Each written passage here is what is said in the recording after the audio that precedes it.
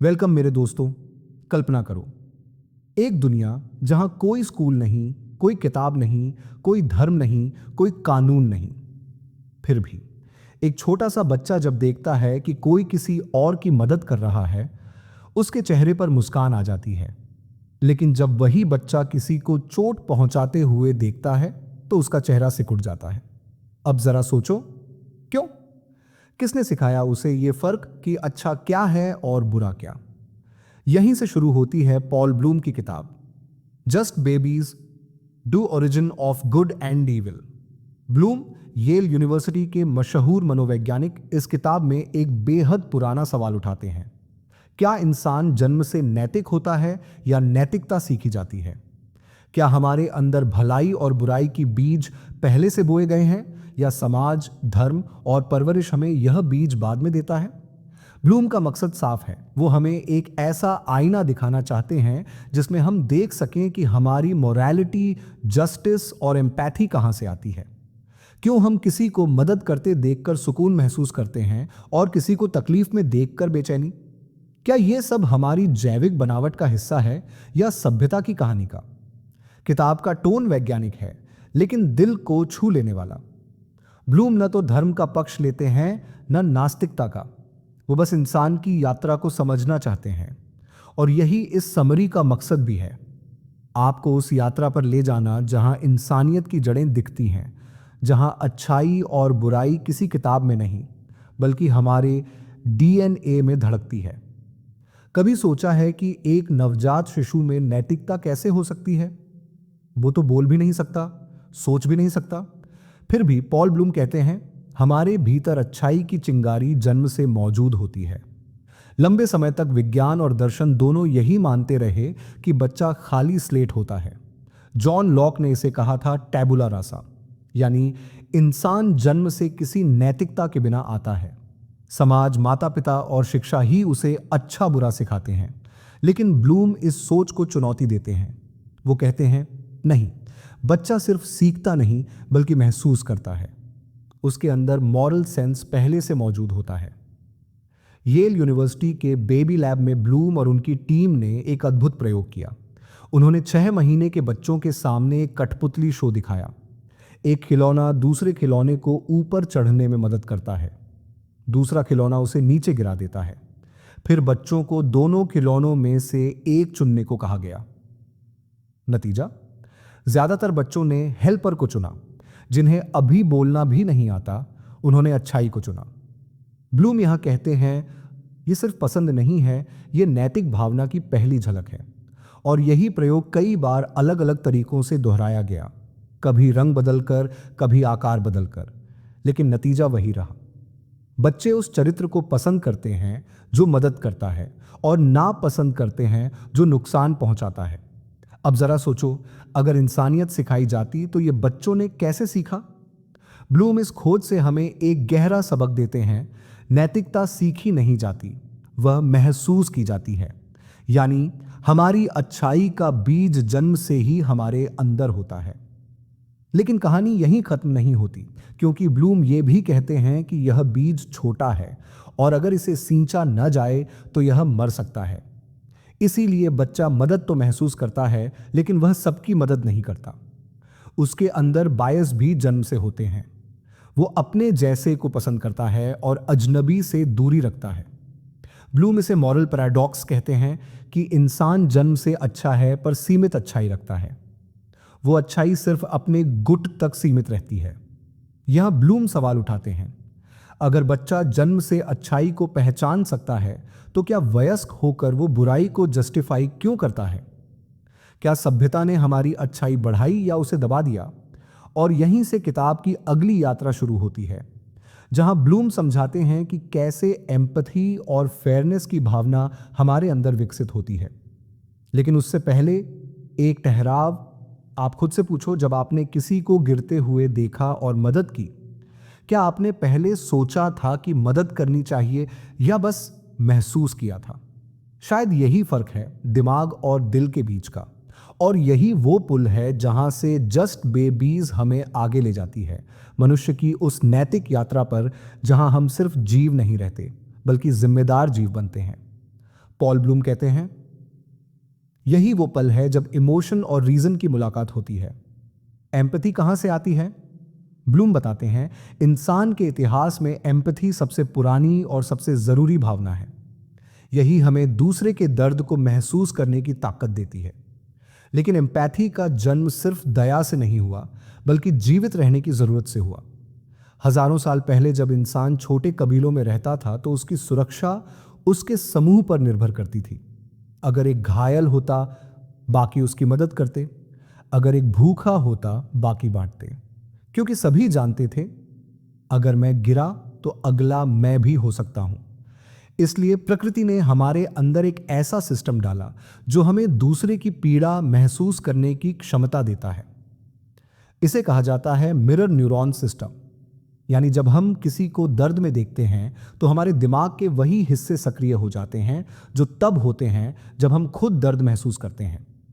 Bloom कहते हैं, empathy is not taught, it's triggered. यानी यह भावना सिखाई नहीं जाती, यह जागती है। जब एक बच्चा रोता है, बाकी भी रो पड़ते हैं। यह बात उन्होंने एक छोटे से लेकिन भावुक प्रयोग से समझाई। जब एक नवजात बच्चा रोता है तो आसपास के बच्चे भी रोने लगते हैं, लेकिन वो तब नहीं रोते जब उनकी अपनी रिकॉर्डिंग सुनाई जाती है। इसका मतलब वो खुद की आवाज नहीं, बल्कि दूसरे की तकलीफ महसूस कर रहे हैं। यहां ब्लूम हमें दिखाते हैं कि एम्पैथी जन्मजात है, लेकिन उसके साथ ही एक सच्चाई भी है, वो सीमित एम्पैथी है। हम अपने करीबियों के लिए तो रोते हैं, लेकिन अनजान लोगों के लिए उतनी गहराई से नहीं। ब्लूम यहां एक अहम सवाल रखते हैं, अगर एम्पैथी जन्म से है तो क्या इसका मतलब यह है कि इंसान जन्म से न्यायप्रिय भी होता है? ब्लूम कहते हैं कि फेयरनेस यानी न्याय की भावना भी बच्चों में बहुत जल्दी उभरती है। उन्होंने एक प्रयोग में देखा, जब दो बच्चों को मिठाई दी गई और एक को ज्यादा मिल गई तो दूसरा बच्चा या तो गुस्सा हुआ या मिठाई फेंक दी। क्यों? क्योंकि उसे अन्याय महसूस हुआ। ब्लूम बताते हैं कि यह प्रतिक्रिया, यह इंसाफ नहीं, सिर्फ सीखी हुई नहीं बल्कि जैविक है, क्योंकि न्याय की भावना सामाजिक अस्तित्व से जुड़ी है। अगर समूह में किसी को हमेशा ज्यादा मिलता रहेगा तो एकता टूट जाएगी। इसलिए प्रकृति ने हमें न्याय का भाव दिया ताकि हम सहयोग जारी रख सकें। अब यहां कहानी मोड़ लेती है, क्योंकि ब्लूम कहते हैं एम्पैथी और जस्टिस हमेशा एक दिशा में नहीं चलते। कभी कभी हमारा दिल कुछ कहता है और हमारा दिमाग कुछ और। उदाहरण के लिए, अगर कोई अपराधी रोता है और अपनी कहानी सुनाता है तो हमारा दिल पिघलता है, लेकिन न्याय कहता है उसने गलती की है, उसे सजा मिलनी चाहिए। यहां ब्लूम हमें समझाते हैं कि अच्छाई का मतलब सिर्फ दिल की नरमी नहीं, बल्कि न्याय की सख्ती भी है। वो कहते हैं, a moral person is not just kind, they are fair. यानी एक नैतिक व्यक्ति सिर्फ दयालु नहीं होता, वह निष्पक्ष होता है। ब्लूम इतिहास की ओर लौटते हैं। वो बताते हैं कि धर्मों ने एम्पैथी और जस्टिस दोनों को जोड़ने की कोशिश की। बौद्ध धर्म में करुणा सिखाई गई, इस्लाम में ज़कात यानी दूसरों के लिए जिम्मेदारी, और ईसाई धर्म में फॉरगिवनेस यानी दया। लेकिन समाज जैसे जैसे बड़ा हुआ, हमारे नैतिक घेरे भी फैलने लगे। हम अपने कबीले से आगे बढ़कर शहरों, राष्ट्रों और अब इंसानियत तक पहुंच गए। फिर भी एक सवाल आज भी वही है, क्या हम सच में सबके लिए न्याय चाहते हैं या सिर्फ अपने जैसे लोगों के लिए? ब्लूम कहते हैं, हमारी एम्पैथी बायोलॉजिकल है, लेकिन हमारी जस्टिस सीखी हुई है। दिल हमें महसूस कराता है, पर दिमाग हमें दिशा देता है। लेकिन सवाल है कि अच्छाई का असली मतलब क्या है? यहां ब्लूम हमें रुककर सोचने को कहते हैं। अगर अच्छाई सिर्फ दूसरे की मदद होती तो क्या एक सर्जन जो किसी की टांग काटकर उसकी जान बचाता है बुरा कहलाएगा? नहीं। इसलिए ब्लूम कहते हैं, morality is not about feelings alone, it's about reasoned compassion. मतलब सच्ची अच्छाई वो है जो सोच समझकर की जाए, न कि सिर्फ भावनाओं में बहकर। आज हम कहां खड़े हैं? आज सोशल मीडिया के दौर में एम्पैथी लाइक बन गई है और न्याय ट्रेंडिंग हैशटैग। हम दूसरों की तकलीफ पर कुछ सेकंड के लिए दुखी होते हैं, फिर आगे बढ़ जाते हैं। ब्लूम यही चेतावनी देते हैं, अगर हमारी एम्पैथी बिना रीजन के चलती रही तो वो हमें थका देगी और कभी कभी गलत रास्ते पर भी ले जाएगी। वो कहते हैं, reason is not the enemy of compassion, it's its best friend. Bloom अब हमें लेकर चलते हैं तीसरे बड़े सवाल पर। अगर बच्चे में अच्छाई और न्याय का बीज जन्म से है तो बुराई कहां से आती है? क्या वो भी हमारी प्रकृति का हिस्सा है या दुनिया उसे हमारे अंदर बोती है? पॉल ब्लूम कहते हैं, इंसानियत की जड़ें दोहरी हैं। हमारे अंदर अच्छाई और बुराई दोनों की बीज एक साथ बोए गए हैं। ब्लूम बताते हैं, हर नैतिक गुण का एक डार्क ट्विन होता है। उदाहरण के लिए वफादारी, जो हमें अपने प्रियजनों की रक्षा करने के लिए प्रेरित करती है, वही वफादारी हमें दूसरों के खिलाफ खड़ा कर देती है। यानी हम अच्छाई उसी पल तक करते हैं जब तक वो हमारे घेरे के अंदर हो। जैसे ही कोई बाहर वाला आता है, हमारी अच्छाई संरक्षण में बदल जाती है और संरक्षण धीरे धीरे हिंसा का रूप ले सकता है। ब्लूम कहते हैं, वही प्रेम जो एक समूह को एक साथ बांधता है, बाहरी लोगों के प्रति क्रूरता को उचित ठहरा सकता है।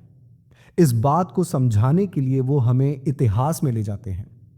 प्राचीन कबीलों में लोग अपने समूह के लिए जान देने को तैयार रहते थे, लेकिन उसी समूह के बाहर वालों के लिए कोई दया नहीं होती थी। यही प्रवृत्ति आज भी आधुनिक समाजों में दिखती है, जब देशभक्ति का जोश कभी कभी घृणा में बदल जाता है या जब धार्मिक एकता किसी दूसरे धर्म के प्रति नफरत बन जाती है। ब्लूम ये नहीं कहते कि वफादारी गलत है, वो कहते हैं लॉयल्टी ब्यूटीफुल है, लेकिन इसमें एक खतरनाक किनारा है। यहां वो हमें सोचने पर मजबूर करते हैं, क्या हमारी नैतिकता सच में सर्वजन के लिए है या सिर्फ हमारे लोगों के लिए? ब्लूम मनोविज्ञान के जरिए बताते हैं कि हमारा दिमाग इन ग्रुप और आउट ग्रुप में फर्क करने के लिए प्रोग्राम्ड है। यह जैविक है क्योंकि हमारी सुरक्षा छोटे समूहों में निर्भर थी। एक प्रयोग में वैज्ञानिकों ने बच्चों को 2 रंगों की टी-शर्टें पहनाई, एक लाल समूह, दूसरा नीला समूह। फिर उन्हें एक गेम खेलने दिया गया जिसमें उन्हें अंक बांटने थे।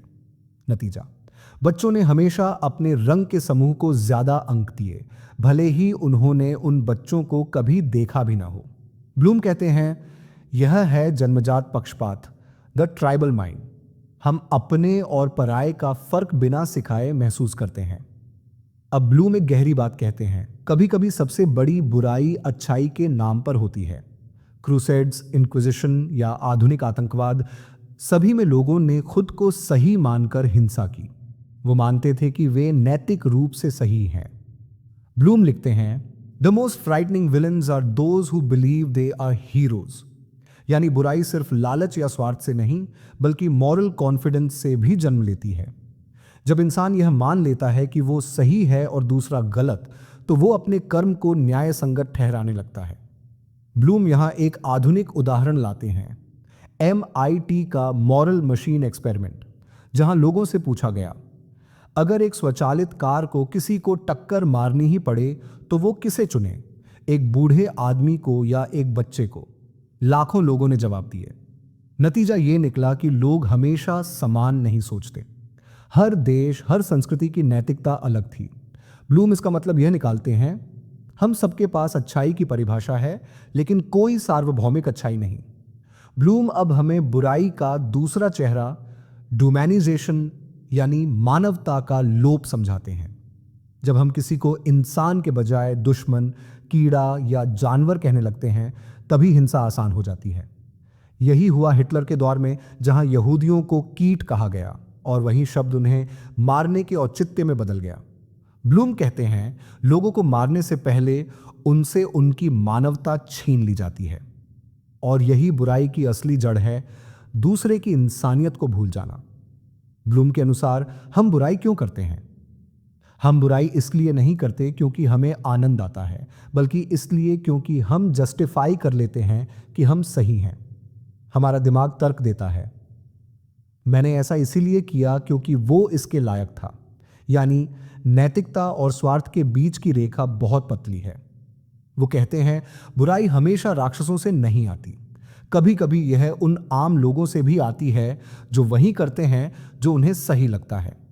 इस हिस्से में ब्लूम हमें एक आईना दिखाते हैं, जहां हम खुद से पूछें, मैं जिन बातों को सही मानता हूं, क्या वो सच में सबके लिए सही है?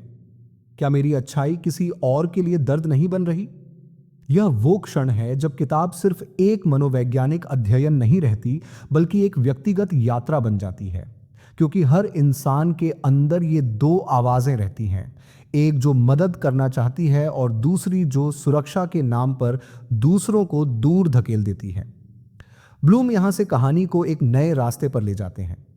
वो कहते हैं, अगर हमारे अंदर अच्छाई और बुराई दोनों हैं, तो सवाल यह नहीं कि कौन जीतेगा, बल्कि यह कि हम किसे पोषण देंगे।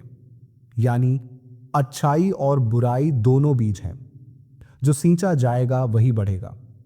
यहीं से किताब अगले अध्याय में प्रवेश करती है, जहां ब्लूम बताते हैं कि हमारे अंदर अच्छाई के बीज तो हैं, लेकिन उन्हें दिशा देने के लिए हमें सोचने की ताकत चाहिए।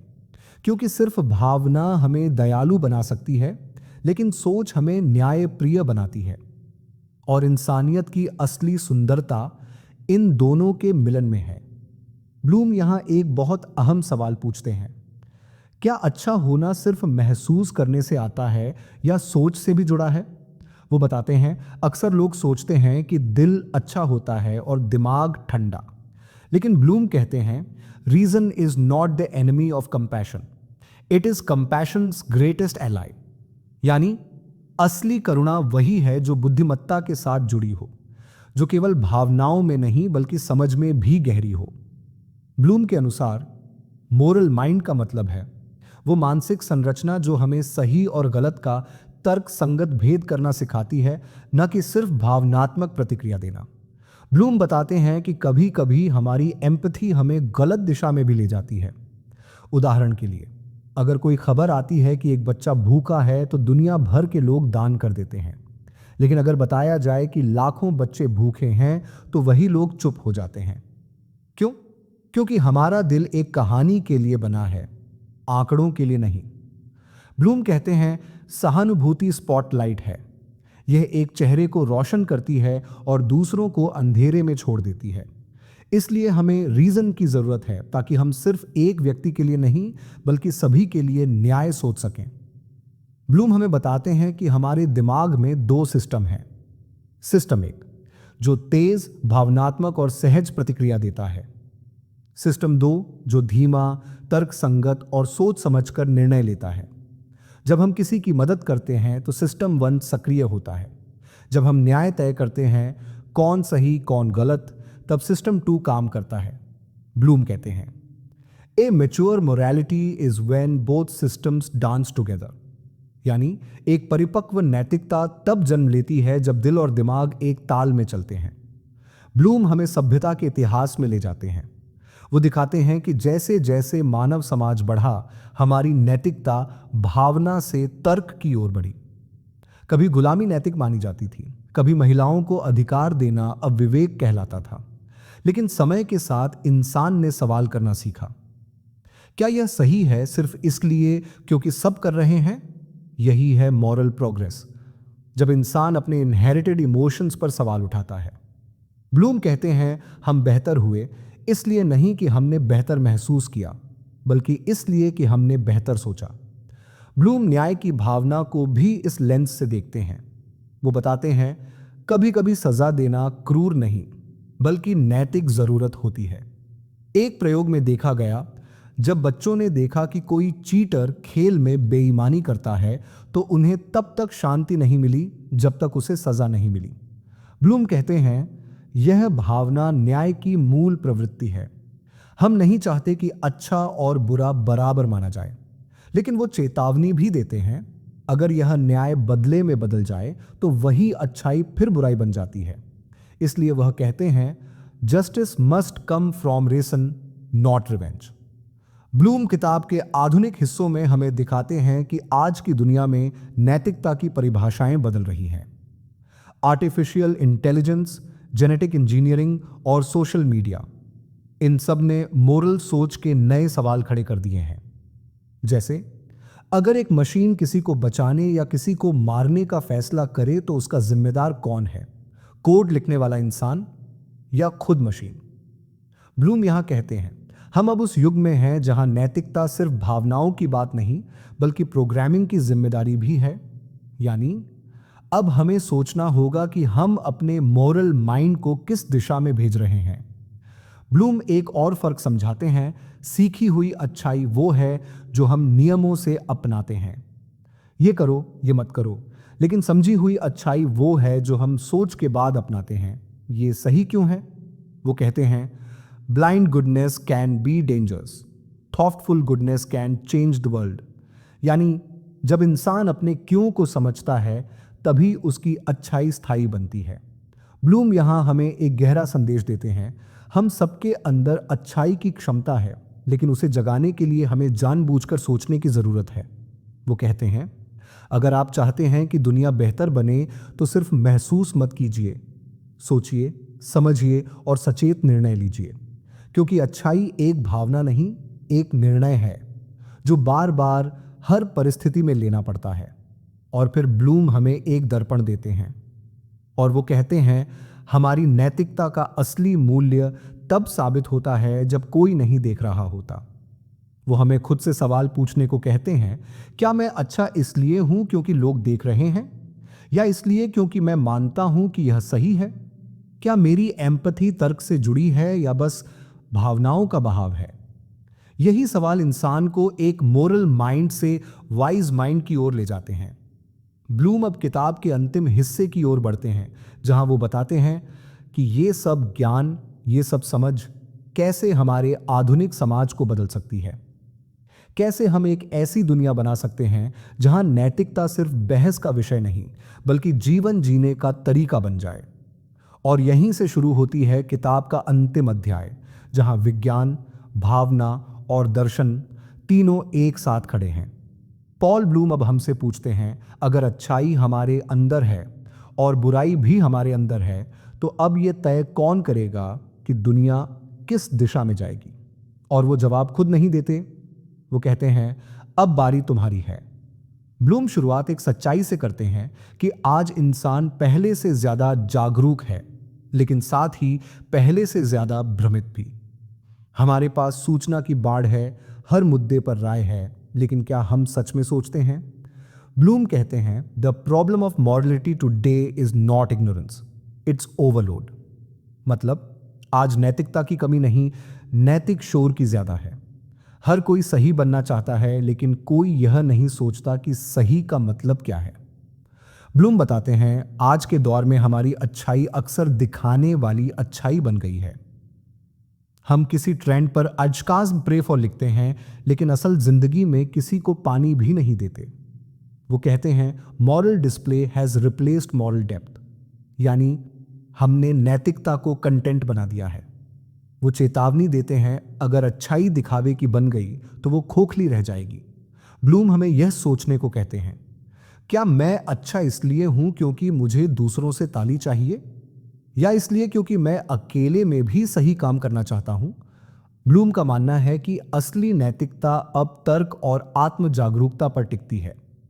वो कहते हैं we must move from moral emotion to moral reflection, यानी अब हमें अपनी भावनाओं के साथ साथ उन्हें आलोचनात्मक रूप से देखने की जरूरत है। उन्होंने कई अध्ययनों का हवाला दिया जहां लोगों ने यह सीखा कि जब हम अपने निर्णयों को धीरे लेते हैं तो वो ज्यादा न्यायपूर्ण और मानवीय होते हैं। ब्लूम के अनुसार कासाम तेज नैतिकता खतरनाक होती है। वो हमें क्रोध, पक्षपात और गलतफहमी की ओर धकेलती है। लेकिन धीमी नैतिकता, सोच समझकर ली गई अच्छाई, वो समाज को स्थिर बनाती है। ब्लूम इस बात को दो कहानियों से समझाते हैं। एक सिपाही जो युद्ध में दुश्मन को मारने वाला था, अचानक बच्चे की आंखों में देखता है और रुक जाता है, क्योंकि उस पल उसने देखा, महसूस किया, सोचा। दूसरी कहानी एक वैज्ञानिक की है जो किसी नई तकनीक का आविष्कार कर सकता है, लेकिन वो रुकता है क्योंकि वो सोचता है क्या यह इंसानियत के लिए सही है। ब्लूम कहते हैं सच्ची नैतिकता वो है जो रुकती है, भावना के बाद सोचती है। ब्लूम यहां हमें दिखाते हैं कि इंसान ने वक्त के साथ कैसी नैतिक प्रगति की है। हमने गुलामी को खत्म किया, स्त्रियों को अधिकार दिए, जानवरों और प्रकृति के लिए करुणा विकसित की। वो कहते हैं our moral circle has expanded from tribe to humanity, और यही मानव सभ्यता की सबसे बड़ी जीत है। हमने अपने की परिभाषा बढ़ाई। लेकिन वो चेतावनी भी देते हैं यह सफर अधूरा है, क्योंकि अब भी कई जगह हम दूसरों को दूसरों की तरह ही देखते हैं, बराबर नहीं। ब्लूम कहते हैं हमारी नैतिकता अब भावनाओं से नहीं, पहचान से बढ़ रही है। हम हमारे जैसे लोगों के लिए दयालु हैं, बाकी के लिए कठोर। वो इसे मॉरल ट्राइबलिज्म कहते हैं, जहां हर पक्ष खुद को सही और दूसरे को बुरा मानता है। ब्लूम का संदेश है, अगर हमें सच्ची अच्छाई चाहिए तो हमें पहचान से ऊपर उठना होगा। हमें अपने नैतिक घेरे को सर्वजन तक फैलाना होगा। ब्लूम किताब के अंत में कोई उपदेश नहीं देते, बल्कि कुछ व्यवहारिक रास्ते सुझाते हैं। 1. धीरे सोचो, जल्दी मत करो। जब भी नैतिक निर्णय लेना हो, ठहरो, अपने दिमाग को महसूस करने और समझने दो। 2. संवेदना को दिशा दो। एम्पैथी को सिर्फ भावनाओं तक मत रहने दो, उसे किसी ठोस काम में बदलो। 3. अपने पूर्वाग्रह पहचानो। जब भी लगे कि तुम सही हो, खुद से पूछो, क्या मैं किसी और का नजरिया भी देख पा रहा हूं? 4. नैतिकता को निजी बनाओ। अच्छाई सिर्फ समाज की नहीं, खुद की जिम्मेदारी है। 5. सोशल मीडिया नैतिकता से आगे बढ़ो। आजकल गुड वाइब्स से ज्यादा गुड एक्शंस पर ध्यान दो। किताब के आखिर में ब्लूम हमें उस बच्चे की याद दिलाते हैं जिससे ये पूरी यात्रा शुरू हुई थी, जो बिना कुछ सीखे अच्छाई महसूस कर सकता था। वो कहते हैं हम सब अब भी वही बच्चे हैं, फर्क बस इतना है कि अब हमारे पास सोचने की ताकत है। यानी हमारी जिम्मेदारी है कि हम उस जन्मजात अच्छाई को सोच, समझ और कार्रवाई में बदलें। ब्लूम का आखिरी संदेश सरल है पर गहरा। We are not born evil, but we are not born good enough either. We have to work for it. यानी हम बुरे पैदा नहीं होते, लेकिन अच्छे भी नहीं होते। हमें इसके लिए मेहनत करनी होगी। कहानी यहीं खत्म नहीं होती, क्योंकि ब्लूम हमें एक सवाल देकर जाते हैं, अगर एक नवजात शिशु अच्छाई को पहचान सकता है तो एक वयस्क उसे क्यों भूल जाता है? यह सवाल हर इंसान के लिए आईना है। क्या हमने अपनी अच्छाई को समझ में बदला या उसे रोजमर्रा की भाग दौड़ में खो दिया? शायद यही किताब का असली उद्देश्य है, हमें याद दिलाना कि अच्छाई हमारे अंदर है, लेकिन जिम्मेदारी हमारे हाथ में है। पॉल ब्लूम की just babies the origins of good and evil सिर्फ बच्चों या मनोविज्ञान की किताब नहीं है, यह इंसानियत का दर्पण है। यह हमें सिखाती है कि अच्छाई कोई आदत नहीं, एक चुनाव है। हर दिन, हर पल और हर चुनाव से हम तय करते हैं दुनिया थोड़ी और रोशन होगी या थोड़ी और अंधेरी। किताब हमें क्या सीखती है? एक नया नजरिया, इंसानियत को देखने का, समझने का, दूसरों की जिंदगी में झांकने का मौका, बिना किसी फैसले, बिना किसी लेबल के। भाषा की नहीं, भावनाओं की ताकत समझने की प्रेरणा, धैर्य से सुनने, ध्यान से समझने और करुणा से महसूस करने का हुनर। अंदरूनी बदलाव जो हमें सिर्फ अच्छा इंसान नहीं बल्कि जागरूक इंसान बनाता है, और एक ऐसा मार्गदर्शन सा जो बाहर से नहीं भीतर से आता है। मतलब साफ है, किताब सिर्फ बताती नहीं कि अच्छा और बुरा क्या है, वो हमें यह सोचने पर मजबूर करती है कि हम क्यों अच्छे हैं और कभी कभी क्यों नहीं होते। जस्ट बेबीज हमें सिखाती है कि नैतिकता कोई आदेश नहीं बल्कि समझ और सहानुभूति की एक यात्रा है, जो बचपन से शुरू होती है और जिंदगी भर चलती रहती है। और उसी बदलाव की ओर हमने ये सफर शुरू किया है। आज के समय में किसी के पास इतना वक्त नहीं कि वो हर किताब पढ़ सके। इसीलिए मैं कोशिश करता हूं किताब की गहराई, उसका सच और उसका असर कुछ ही मिनटों में तुम्हारे तक पहुंचा सकूं। अगर तुम भी इस सीखने और समझने की यात्रा में मेरे साथ हो तो चैनल को सब्सक्राइब करो, वीडियो को लाइक करो और कमेंट में बताओ, क्या तुम्हें भी अब अच्छाई और बुराई का मतलब कुछ नया लगा? आपका समय, आपका ध्यान और आपकी सोच, यही इस सफर की सबसे बड़ी ताकत है। धन्यवाद।